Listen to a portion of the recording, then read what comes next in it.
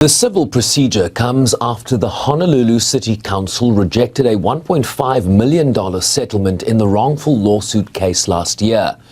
The decision to file suit came after the Honolulu prosecuting attorney found that the two officers who shot Lindani Myeni on that fateful night in April more than 4 years ago were justified in using deadly force and that the officers would not face charges in the case.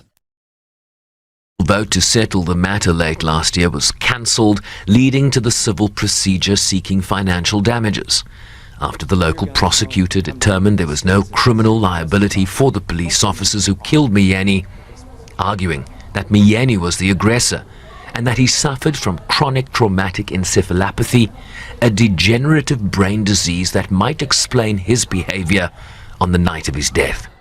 In this case, they acted appropriately. So the officers' actions were justified during our investigation as self-defense, defense of others, and force used in law enforcement. Finally, there was zero evidence of racism. Playing the race card here is shibai. The officers did what they're supposed to do in a tough situation. I'm sorry Mr. Myeni passed away. I think CTE is a big part of it. One of the hardest things to accept is how slowly justice is delivered. Jim Bickerton told SABC News last year that they believed they would prevail at a jury trial and anticipated the damages would be much higher than the initial settlement the council rejected. This from an interview in April 2022. Suit can't result in anyone going to prison, but it can do two things. The first thing, and I think probably the most important from the family's perspective, is to shine the light of truth on the situation and bring forward all the evidence and show who's being truthful and candid and honest about things and who's not, and in that process have some accountability.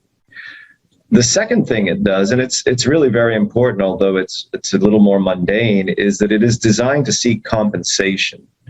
And you know, the way that we look at it is Lindsay and her family and Lindani, they've already paid. So compensation is to try to put them back a little bit of what was taken. Oh no! Get on the ground! The lawsuit argues that the officers who encountered Myeni on that fateful night did not identify themselves as police and were motivated by race.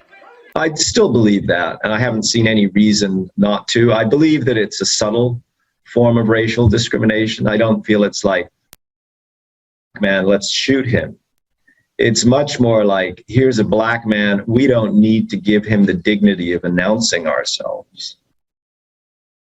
Treat him in a lesser way than we might treat someone else. If it was someone else, they might have said, freeze, we're police. Because they see a black man, they say, get on the ground without further ado. Shot the former rugby player 4 times when he emerged from a vacation rental property adjacent to a Hindu temple. The civil complaint explains that it's not known whether Myeni intended to inquire about the rental or whether he mistakenly thought he was visiting the temple next door.